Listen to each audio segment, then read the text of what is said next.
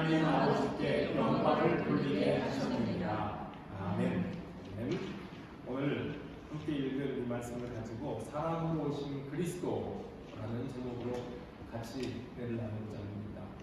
성탄절인데 오늘은 주일학교 어린이들이 따로 선생님과 같이 예배드리지 않고 부모님들 옆에서 함께 이렇게 예배를 드리게 됐어요.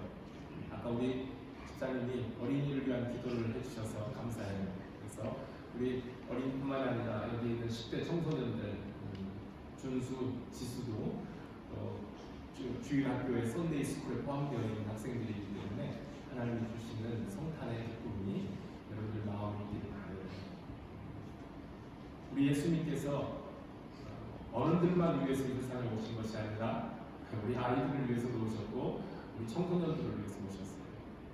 우리 예수님께서 우리 예수 믿는 우리들만을 위해서 이 세상에 오셨던 것이 아니라 하나님도 모르고 사는 정말 어리석은 백성들을 구원하시기 위해서 예수님을 보내주셨어요. 그게 첫 번째 예수님의 생일, 성탄이에요.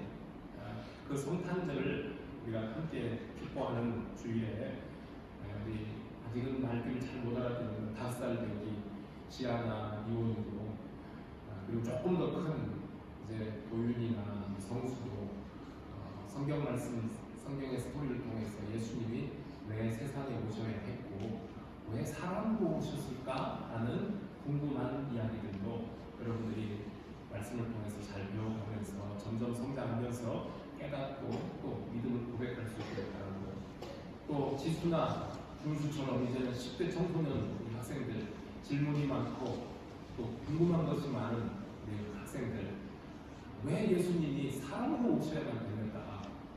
그런 이야기들도 또 성경 말씀을 통해서 들어보시며, 그래서 예수님이 이 세상에 우리들처럼 사람의 몸을 입고 탄생하셔야 됐고, 그래서 예수님이 우리를 위해서 십자가에 죽으셨고, 그렇기 때문에 우리의 구원자가 되실 수 있구나 라는 이러한 성경 말씀의 중요한 진리도 점점 깨달아갈 수 있는 그런 성탄절들이 되기를 바라요.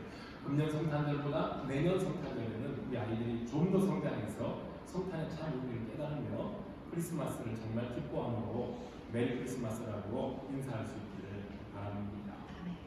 오늘 우리 본문 빌립보서 2장 5절부터 11절에 있는 말씀은 사도 바울이 빌립보 교회 있는 성도들에게 보낸 편지 속에서 나와 있는 참 성경의 어느 부분에서도 볼 수 없는 예수 그리스도의 구주되심, 그리고 하나님에게는 성부, 성자, 성령, 삼위가 계시는데 그 중에 두 번째 위로 계시는 성자 예수 그리스도에 대한 정말 간략하고도 너무 깊은 교리를 담긴 진리를 담은 고백이 오늘 이 본문에 나오고 하나님을 찬송하는 내용이 나와 있어요.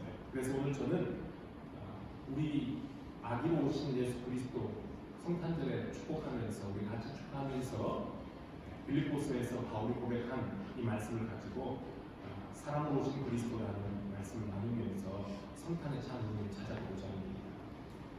우리 예수님께서 사람의 몸, 저와 여러분들과 똑같은 몸을 가진 사람의 몸으로 이 땅에 오신 것은 2000년 전, 오래전 과거의 일이지만, 그러나 우리 예수님은 지금도 성령으로 우리와 함께 하고 계시는 예수님의 이름이 또 하나 있죠. 하나님 우리와 함께 하시다 임마누엘이시죠. 임마누엘은 지금도 우리와 함께 계십니다. 그리고 죽음에서 부활하여 하늘로 오르실 때에 약속을 하셨던 것처럼 하나님께서 정해놓으신 때가 이르면 이제는 얼굴과 얼굴을 맞대어서 볼 수 있는 것처럼 아는 모습으로, 서로 보는 모습으로 우리에게 다시 오실 것을 우리가 믿고 기다리는 겁니다. 이것이 우리가 주일마다 예배 시간에 공동으로 고백하는 신앙 고백, 사도신경의 내용이기도 합니다. 하나님의 아들이 사람이 되어 세상에 오신 사건을 가리켜, 아까 우리 집사님도 기도 시간에 어려운 단어를 쓰셨어요. 뭐라고 하죠? 하나님의 아들이 사람이 되어 세상에 오신 것을 성육신이라고 해요. 인카네이션이에요. 성육신, 무슨 의미일까요? 하나님, 아버지 하나님과 동일한 본성이나 능력이나 영광을 가지신 성자 아들 예수께서 사람이 되셨다 하여서, 즉 하나님이신 신이신 그분이 우리의 몸, 육신을 입고 우리처럼 됐다 해서 성육신 또는 화육신이나 인카네이션이나 그렇게 하는 거예요. 그런데 예수님이 사람이 되신 것은 마치 우리가 겉옷을 입는 것처럼 겉으로만 사람처럼 입고 사람을 입고 내려오셨다는 뜻이 아니라 속속들이 꼭 우리들처럼 정말 우리 사람들처럼 똑같이 되어 오셨다는 뜻입니다. 어떻게 우리 사람처럼 오셨을까요?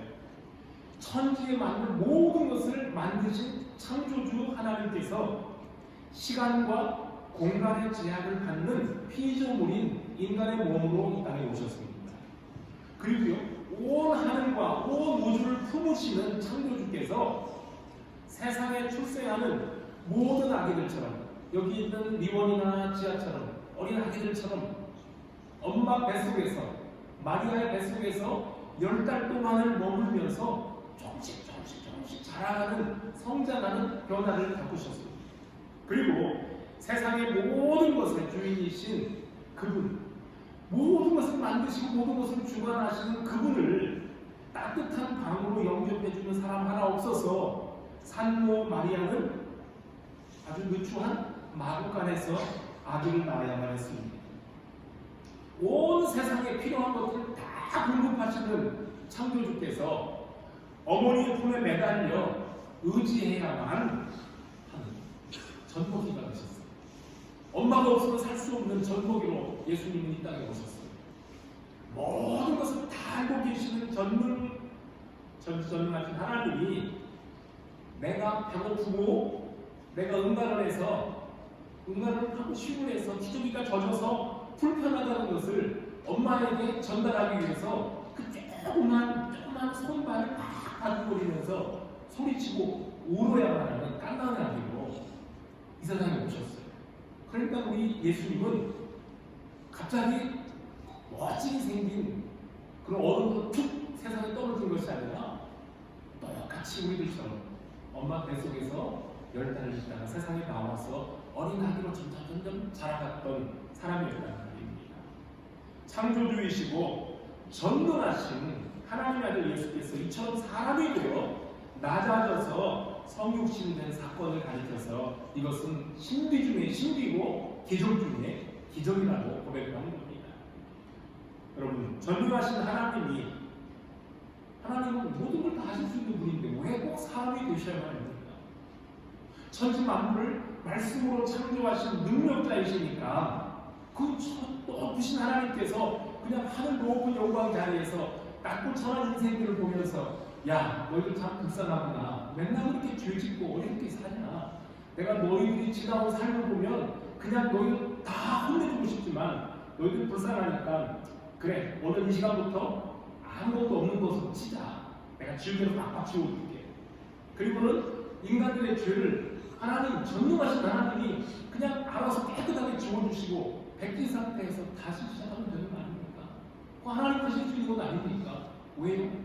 하나님은 창조주시고 전능자이시니까. 말씀 한마디면 될 것 같은데 왜 하나님은 예수님을 우리 인간들처럼 세상에 보내서 사람들처럼 살게 하셨습니까?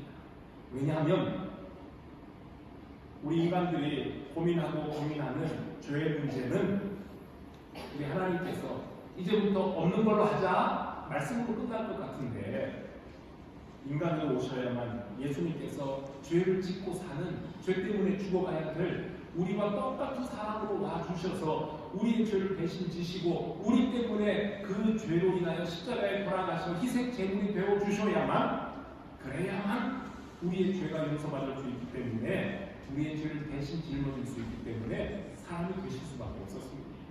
여기에 바로 인카네이션 성육신의 진리가 담겨 있습니다. 하나님의 아들이 사람으로 오신 이 사건은 우리를 향한 인간들을 향한 가장 적극적인 하나님의 사랑 표현이고요. 그 놀라운 하나님의 사랑과 그 지혜는 우리의 인간의 머리로 우리의 지혜로 감히 측량을 할 수가 없는 겁니다. 그리고 우리가 먼저 하나님 편에 가서 하나님 알겠습니다. 우리가 잘못했으니까 이제부터는 하나님 사랑으로 살게요. 우리 먼저 하나님께 찾아가 사랑을 고백한 것이 아니라 하나님께서 먼저 우리에게 예수님을 보내주시고 우리를 사랑을 한다고 고백하십니다. 가장 높고 영광스러운 곳에 계신 분이 가장 낮고 낮은 자리를 내려와 우리에게 오신 겁니다. 오늘 읽은 말씀 빌립보서를 기록한 사도 바울은 하나님의 아들이 인간이 되셨다는 이 놀라운 사랑을 정말 뼛속 깊이 속속들이 체험하고 깨달았던 사람입니다. 예수님께서 그에게 찾아와 그를 부르시기 전까지 바울은 율법에 등통한 사람, 율법의 사람으로서 그 율법을 잘 지키며 스스로 나는 의롭다 여겼던 젊은이였는데 예수 그리스도를 만난 이후로 그분 앞에 겸손하게 무릎을 꿇었습니다. 그리고 예수 그리스도께서 보여주신 그 사랑에 사로잡힌 후로는 오직 그분과 그의 복음을 위해 살고자 하는 열심으로 죽음조차도 두려워하지 않는 전도자가 되었습니다. 우리를 향한 그리스도의 사랑을 깨달은 바울은 오늘 본문에서 뭐라고 하시냐면 너희 안에 이 마음을 품으라 그랬어요. 너희 안에 이 마음을 품으라 곧 그리스도 예수의 마음이니 했습니다. 그 마음이 어떤 마음입니까? 자기 자신을 낮추시되 가장 높으신 하나님의 자리에서 낮고 천한 인간의 모습으로 내려앉으신 겸손한 마음입니다. 하나님의 영광과 존귀하신 그 자리를 내려놓으시고 종의 모습으로 낮추고 사람과 같이 계신 주님은 결국은 어디까지 낮아져 주셨냐면요, 흉악한 죄수의 신분이 되어서 십자가에 달려 죽임을 당하십니다. 사도 바울이 빌립보 교회 성도들에게 간절히 부탁하는 것은 자기 자신을 낮추어 죄인들을 구원하신 예수 그리스도처럼 빌립보 교회 성도들이여 여러분도 그리스도의 마음을 품고 그분을 본받아 살아갑시다 라는 것입니다. 오늘 우리에게는 더러운 교회 성도들이여 여러분들도 자신을 낮추셨던 예수 그리스도의 마음을 품고 그분을 본받아 삽시다 라는 부탁입니다. 그리스도를 핍박하던 사람에서 복음을 전하는 전도자로 변화된 바울은 어찌하든 사랑의 빛을 갖기 위해서 자기의 생명을 조금이라도 귀하게 여기지 않냐고 오직 예수 그리스도와 그의 복음을 위해서 온 것을 가진 것을 다 헌신하는 사람이 되었습니다. 어떻게 사도 바울이 자기를 낮추면서 예수의 복음을 전했을까요? 바울은 복음을 전하기 위해서 고린도전서 9장에 이런 말씀을 해요. 나는 복음을 전하기 위해 모든 사람들에게 종처럼 되었다고 했어요. 나는 당신들에게 종이 되었습니다. 어떻게 종이 되었다는 걸까요? 베냐민 지파 출신이었고요. 유대인으로서 아주 율법에 능통한 학자이고 여호와 신앙이나 경건 생활에 관한 것이라면 그 누구에게도 뒤지지 않아서 자랑할 수밖에 없었던 아주 자신만만한 바리새파에 속한 사람이었습니다. 또 유대인의 귀족 가문에서 출생해서 로마의 시민권까지 얻었던 사람이었지만 그는 모든 사람에게 종이 되었습니다. 얼마든지 편한 인생을 살 수 있었던 바울이었지만 자기 모든 것을 다 내려놓고 어떻게든지 한 사람이라도 더 예수 그리스도의 복음을 듣고 구원하게 하려고 사람들 앞에 낮아졌습니다. 그리스도 안에서 자유함을 얻은 바울은 더 이상 이제는 율법에 매여 살지 않아도 되는 사람인 줄 알았지만 그러나 아직까지도 율법을 소중하게 여기는 유대인 형제들을 구원하기 위해서 그들처럼 율법을 존중하면서 자기도 율법 안에 있는 것처럼 행동을 했습니다. 또는 반대로 하나님의 율법이 무엇인지도 모르는 이방인들을 위하여 그들을 구원하기 위해서는 그 이방인들이 따르고 있는 양심의 법, 도덕의 법을 따라가면서 그 사람들의 문화에 순응하면서 세상의 그 어떤 도덕적인 법보다도 뛰어난 예수 그리스도의 법, 그리스도의 법을 삶으로 실천하면서 한 사람이라도 그들을 전도하려고 했습니다. 그리고 믿음이 약한 사람들을 얻기 위해서는 믿음이 없는 사람들처럼, 믿음이 약한 사람들처럼 낮아져서 그들과 함께 눈높이를 맞춰줬습니다. 바울이 이렇게 모든 사람들을 대할 때에 마치 그들처럼 되는 것은 바울이 그런 것 같았어요. 내가 아무쪼록 이 사람들 중에 단 몇이라도 구원하기 위함이다 라고 했습니다.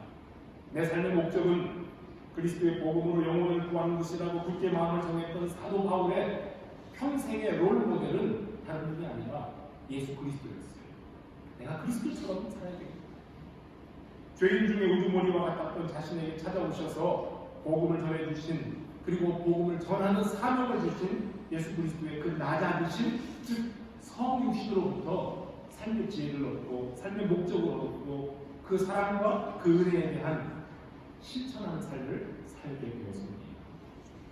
여러분, 영어에서 understand라는 말이요, 잘 알죠? 여러분, 어떤 의미로 사용하는지요? understand는 under와 stand가 합해서 되는 단어라고 하죠. 아래에 선다는 거예요. 그런데 이 아래에 선다는 말은 다른 사람의 아래에 선다는 뜻이고, 최소한 그 사람의 자리로 내려가 자신을 낮춰주는 것, 또는 아예 그 사람보다도 더 낮은 자리로 내려가는 것을 가리켜서 이해한다. 내가 당신 이해한다. understand라고 합니다. 우리가 다른 사람의 입장이 되어주지 않으면 그 사람을 이해할 수가 없는 그런 경우가 참 많아요. 내 입장에서 또는 내 기준에서 나의 위치에서 상대방을 바라보면 이해가 안 돼. 저 사람이 이해가 안 돼. 왜 저럴까? 저 사람은 그 사람이 하는 말도 그 사람의 행동도 이해가 안 되고, 그 사람이 나에게 보여주는 태도가 눈에 거슬려요. 근데 자꾸 다툼이 일어나고 시끄러운 우연파악을 만들어내요. 그래서 그 사람처럼 아래로 내려가 볼 때에 비로소 눈을 서로 맞추고 상대방을 제대로 이해할 수가 있는 겁니다. 인디언에 속담에요, 인디언에 속담에 상대방의 신을 심어봐라 라는 말이 있답니다. 상대방의 신을 심어봐라. 저 사람이 왜 저렇게 꾸불거리고 행동이 굴뚝고 늦잠을 부리는지, 왜 저렇게 저 친구가 빨리빨리 가지 못하고 왜 우리와 함께 보조를 잘 못 맞춰주는지 도무지 이해가 안 되는데, 그 사람의 신발을 신어봤더니 아, 그래서 그랬구나, 이해가 되더라고요. 남의 신발을 신어봐라. 인디언의 좋은 속담이에요. 상대방의 관점에서 보는 것이 결코 쉬운 일은 아니지만 그것이 인간관계를 평화롭게 이루어가는 가장 기본적인 자세라고 합니다. 우리에게 어린이들이 있어요. 어린아이들이 있어요. 어린아이들을 대할 때에는 항상 어린아이들의 눈높이로 내려가서 그 아이들의 생각과 아이들의 말을 들어봐야 돼요. 그런데 우리 어른들이 그것을 생각하지 않고, 아, 쟤는 왜 저래? 쟤는 이상해. 참 이상한 아이야 라고 그렇게 말하기 전에 어린아이들의 수준으로 나를 낮추고, 얘야 왜 그러는데? 뭐가 불편한 게 있어? 라고 물어봐 줄 때에 비로소 아이들의 말을 듣고 그 아이를 이해할 수가 있는 거예요. 여러분, 천방지축 뛰어다니는 어린아이들, 오늘 이름 많이 부릅니다. 이원이와 한 지하 정도 되겠죠. 5살이나 5살 못된 친구들, 아직 유치원에도 들어가지 않는 5살이 안 된 아이들은요, 여러분 가만히 아이들 상황을 보면 신발을 신을 때 오른쪽 왼쪽 바꾸고 다녀요. 혹시 여러분 자녀들도 어렸을 때 그랬습니까? 네. 그럼 어른들은 얼른, 야, 너 신발 잘못 신었어, 벗어, 오른쪽 왼쪽 다시 쫙 맞춰줍니다. 너 잘못했어 라고 지적하고 고쳐줍니다. 그런데 얼마 후 다음에 보면 여전히 똑같고 오른쪽 왼쪽 바꾸고 신고 그러고 뛰어다니고 있어요. 여러분, 아이들이 몰라서 오른쪽 왼쪽 바꾸시고 다닐까요? 맞습니다. 5살도 안 된 아직 어린아이들은 오른쪽 왼쪽을 구분하는 인지 능력이 아직은 부족해서 바꾸시고 다닐 수가 있답니다. 그런데 이유가 또 하나 있어요. 5살 이전의 아이들은 발이 아직 자라나지 않아서, 그러니까 발이 아직 덜 발달돼서 발에 오목 파인 그런 부분이 있잖아요. 발바닥에. 그게 오목 파인이라는 평발이라고 하는데, 이게 발달되지 않기 때문에 오른쪽 왼쪽 바꿔 신어도 전혀 불편하지 않게 아직 발이 발달되지 않은 아이들의 해당되는 말입니다. 그래서 어른들이 알려준 대로 신발을 제대로 신고 달리면요, 신발이 자꾸 헐거워져서 막 벗겨진대요. 달리고 싶은데 자꾸 벗겨지는 거예요. 그런데 희한하게도 왼쪽 오른쪽 바꿔 신으면 잘 맞는 거예요. 꼭 맞아서 신발이 안 벗겨지고요. 그래서 5살도 안 된 어린아이들이 신발을 바꿔 신는 것은 아이들 나름대로 이유가 있다. 그러니까 5살이 안 된 아이들이 신발 자꾸 바꿔 신고 다니거든. 또 바보야. 알려줬는데 또 바꿔 신었어? 라고 꾸중하지 말고, 니들이 편해서 그런 거구나 라고 아이들의 눈높이에서 이해하는 거예요. 그리고 그 아이들이 좀 더 자라서 유치원에 다닐 즈음에는 그때 가서는 오른쪽 왼쪽을 구분할 줄 알면 친절하게 가르쳐줘도 늦지 않다는 얘기입니다.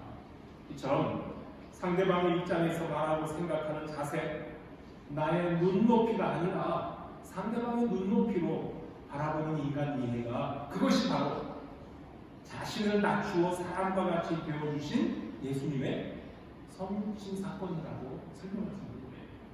물론 전능하신 하나님은 아들은 사람이 안 되시고 지극히 높으신 자리에서도 얼마든지 인간을 이해하시고 사랑을 보여주실 수 있는 분입니다. 그러나 죄와 구원의 문제에 있어서는 그 높은 자리를 비우고 내려와서 우리와 똑같은 죄인의 모양으로 살면서 우리가 짊어지고 가야 할 죄의 짐을 대신 지셔야만 했습니다. 그래서 사람이셨기 때문에 예수님도 시험을 당했고, 예수님도 사람이었기 때문에 목말랐고 배고팠으며, 때로는 고단함을 느끼고 피곤하고 분노하고 때로는 슬퍼하셨고, 우리 주님도 웃고 즐거워하셨습니다. 그리고 마지막에는 그 몸을 가지고 우리를 대신해서 십자가에서 죄의 형벌을 받으심으로 우리들을 죄에서 구원해 주셨습니다.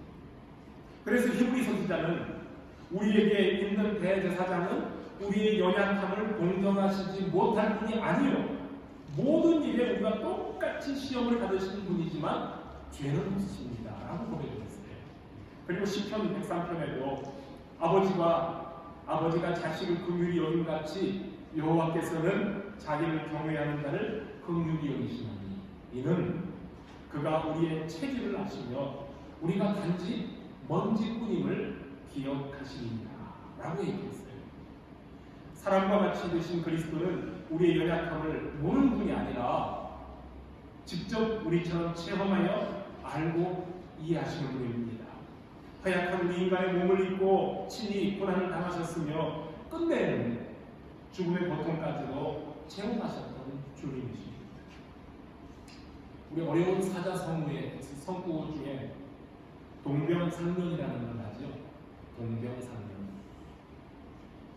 병원을 찾아갈 필요도 없이 늘 건강한 사람은 질병을 앓고 있는 아픈 환자들을 보면 그들이 육체적으로 어떻게 고통당하고 심리적으로 어떤 불안감을 가지고 있는지 한 번도 안 아픈 사람들은 솔직히 몰라요. 그러면서 자기들 건강하니까 아파서 비실비실한 사람 보고 왜 그렇게 맨날 아프고 나처럼도 건강 좀 해봐 라고 오히려 핀잔을 합니다. 그래서 여러분, 건강한 사람보다는 어려운 병을 앓았던 사람이나 아니면 지금 병을 앓고 있는 사람들이 또 다른 사람의 아픔을 이해할 줄 알고 긍휼적인 마음을 더 강하게 갖는다는 거예요. 동병상련입니다. 병들고 연약한 자들의 아픔과 외로움을 함께 나누고 격려하는 예수 그리스도의 마음을 우리 성도들도 넉넉하게 품으시길 바랍니다.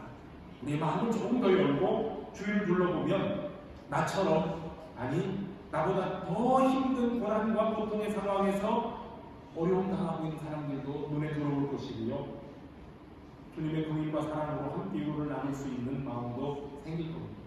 그것이 주님의 마음입니다. 많은 병의, 모든 병의 의사이신 예수님은 각종 질병에 시달리고 있는 환자들이 찾아왔을 때에 그들을 만나주시고 일일이 고쳐주셨어요. 예수님이 어떤 사람에게는 네가 낫기를 원하느냐? 라고 물어보시기도 했어요.